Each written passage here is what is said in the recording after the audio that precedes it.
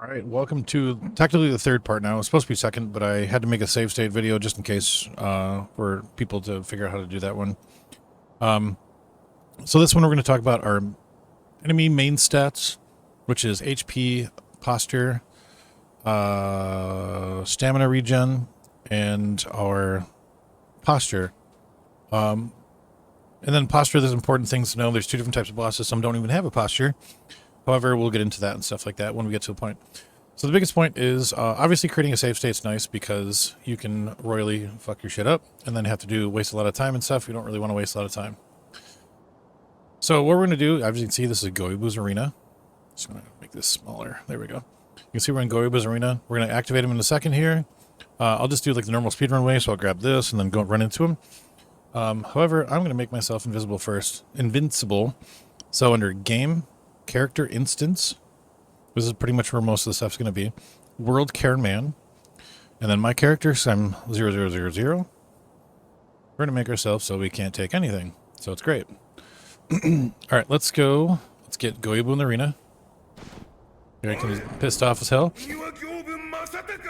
Yeah, I'm just going to turn him off quick, so.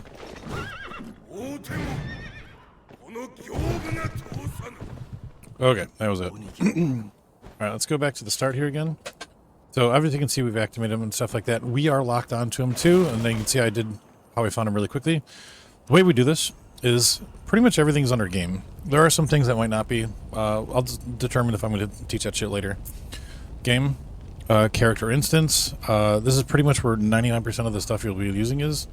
There's some small exceptions. World character, it's a good one to use. You can also look at this debug menu one if you want to. I personally don't like to do it because I like to have a little bit more control of everything. And we will go into it at a later date. So world character. So I am locked on. You can see where it says player lock CHR. This will bring up the data for what you're locked onto. You can also see this one where it says M11 0000000 whatever. This is the map that we're in. So Ashina Outskirts is map 0.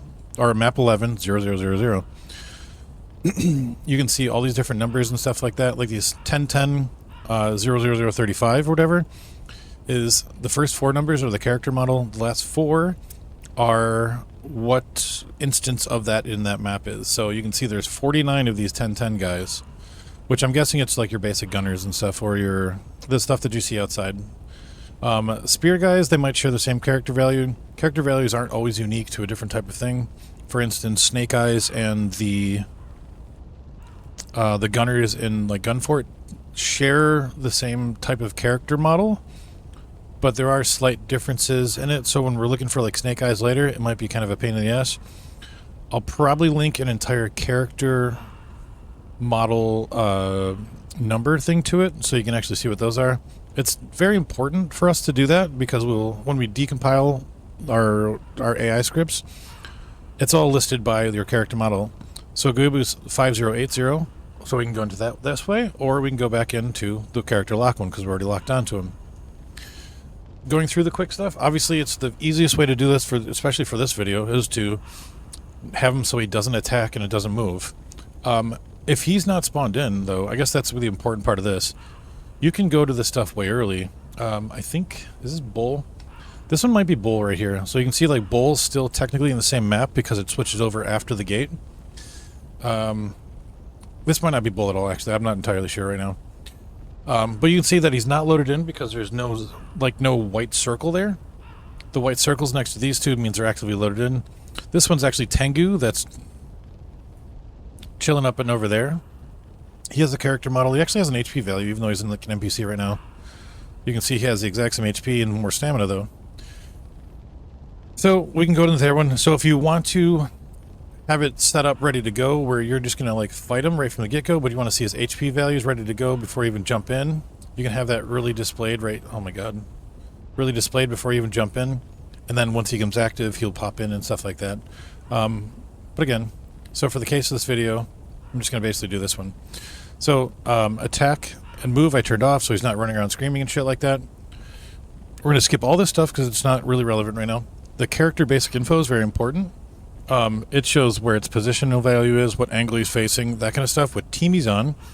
So you'll obviously see that some Things will fight each other. The teams are kind of funny for that one. Also the character ID. You can see the first 4 are his character model. The last 4 are one instance of it. Like good programmers, they started the index at 0 instead of 1. So 0 is always going to be the first number. But again, this is some things that we can change it and stuff will attack them, but there's nothing in this arena, so it doesn't matter. No dead, no damage, no so if you want to like fight him forever, you can turn no dead, no damage off and just sit there and fight him till the end of time. But the biggest ones we're going to be talking about right today are the HP values. Let me just move myself so that's in a better spot. Yeah, that looks better. So you can see the HP at the top here. He has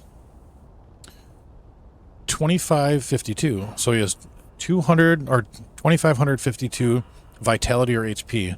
R1s, which I could actually swing and hit him right now, at AP1 does 80 damage. As you increase in HP, so if I had AP2 right here, it would do 100 damage.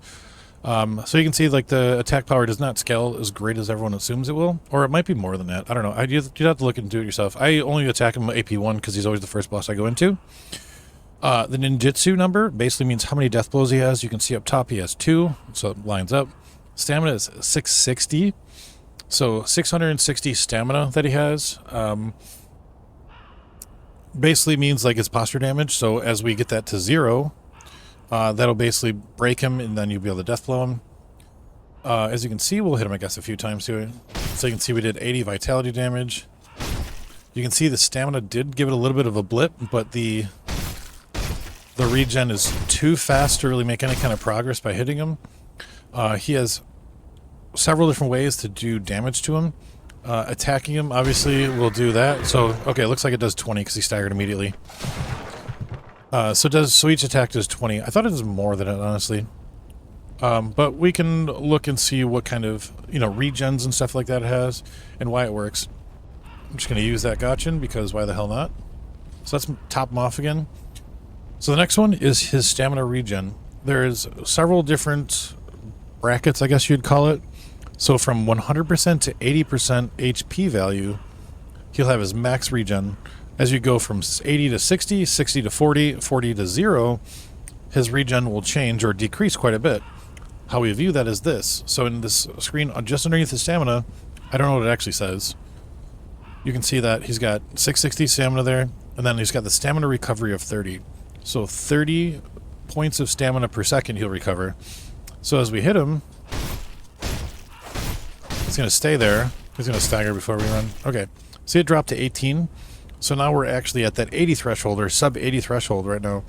We can do the math, but I already know the numbers work. So now he has 18. So as obviously you can tell, as you decrease their HP down farther, you will be able to decrease his stamina recovery. We all kind of know this because Corrupted Monk is extremely difficult to kill just by parrying over and over again. You have to do some good vitality damage to be able to do that stuff. And we'll just use another Gotchin because I pressed the wrong button. That's fine. So here again, let's go in there and hit him a few more times. So it went down to 9.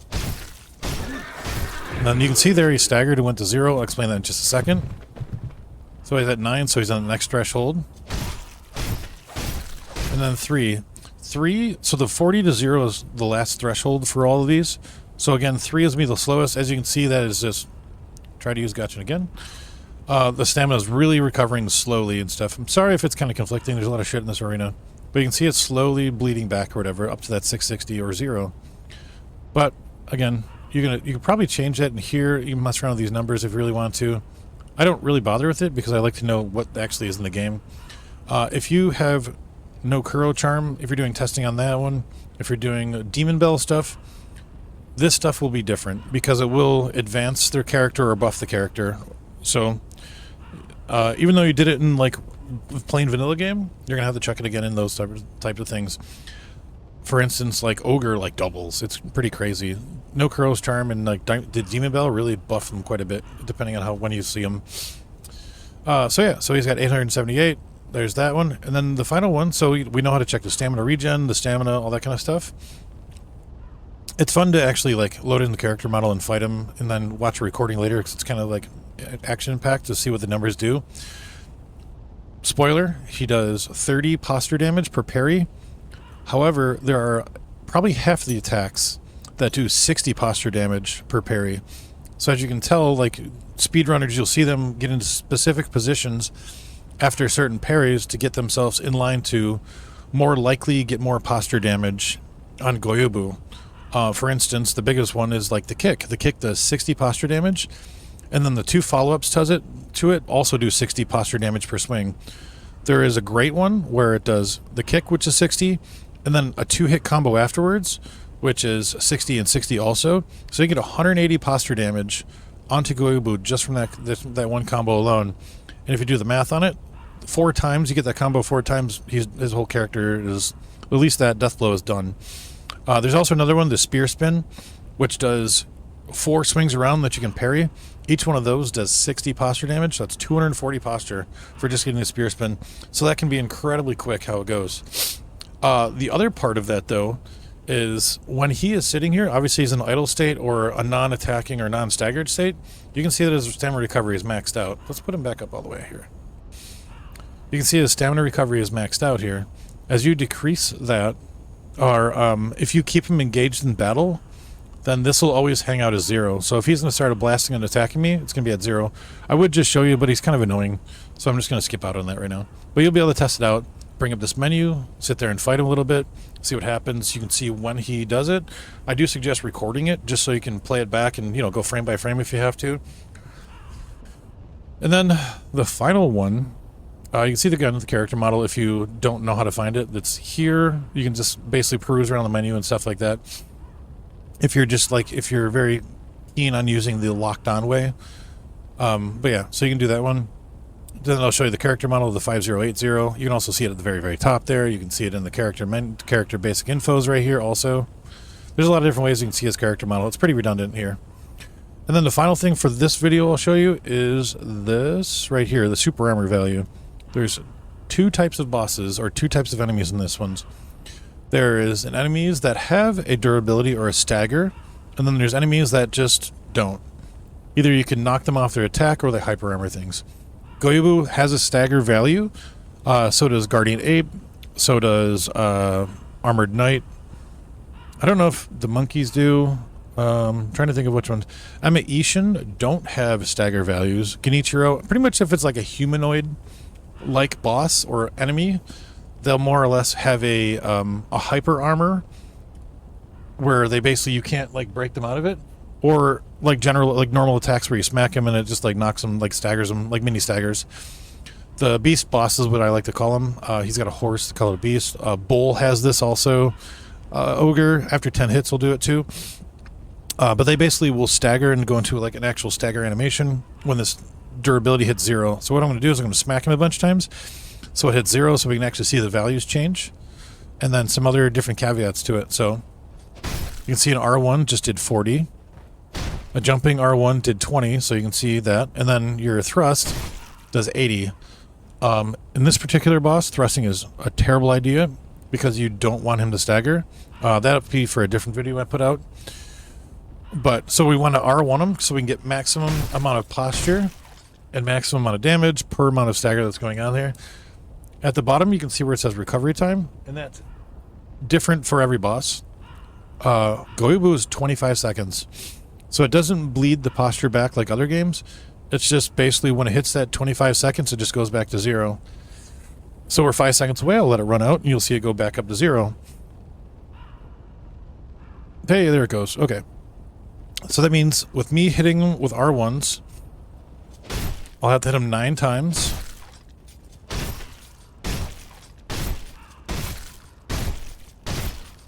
To stagger him, and once it zeros, it staggers, and then he has a script afterwards he staggers. That's going to be more apparent when I go into the attack scripts and stuff like that. But you'll see, obviously, that happens right there. So we'll smack him a bunch of times too. We'll give him a good thrust. Okay, we want to thrust him. Thrusty boy. And stagger him. So if you're really far away from maybe like if you think you're maybe like 1 or 2 hits away and he's about to run on you and you get him with like a good well-timed thrust, very rare thing, you might be able to stagger him and take him out. The idea behind him is you generally just don't want him to run away from you. You want to keep the fight in control and parry exactly what he does and keep him engaged all the time. When he does run, his stamina will reduce again, and that obviously sucks. But that's pretty much it. So recap quickly, we have our HP values, we have our stamina values, we have our ninjutsus, but again, you can see the death blows always. Our stamina regen in this menu right here with the number 14 next to it. So he's at 3 now because he's past the threshold. We have our 4 different thresholds. We have our thresholds. 100% health to 80 health, 80 to 60, 60 to 40, and 40 to 0. They all have their different values there. And then we also have our posture here under super armor, which is our posture or poise, I guess. Posture is a bad word, so we'll just say poise. They blur all the lines between all the different games. When that hits 0, they stagger and they go into, whatever attack it is, doesn't matter what it is. But don't think any of the beast bosses have hyper armor through an attack. So if you get really close to like where they're about to like attack you, but you still hit them just before it, it'll break them into their stagger. Not break them, it'll just stagger them so you can hit them again. And then the recovery time, which is very important. Each one of them has a different timer. Most of them do have like a really excessive one, like Guardian Ape. If I do a video on Guardian Ape later, you can see the cheese that we do. Actually, I already have a video on here. I'll probably just relink it later. 25 seconds. So if you're one hit away, you have 25 seconds to hit him again to break them, which is really cool. So yeah, that's for this one. And on next video, I'll probably go through more of what all this shit is here. Some animation data, because the animation data is ultimately where we're trying to extract out of here, because we want to figure out how his attack system works and what is our most efficient way to do it. Speedrunners have done a very good job with this already. They already know pretty much the best way to go about it. But every once in a while, someone comes up with a way, it's like, holy shit, we could do it this way, and it works out better. But that's what we'll get to here. There might be 10 videos from now. There's so much data to cover here just to get to that point. It's kind of freaking insane. But yeah, so that's debug menu for this boss main stats. The next video will be more diving into each one of these stats right here, what they actually mean, or what I think they mean. And some things might not be useful, some things are. Some might be useful in very, very niche cases. So, but yeah, that's really it for this one. We'll see you later.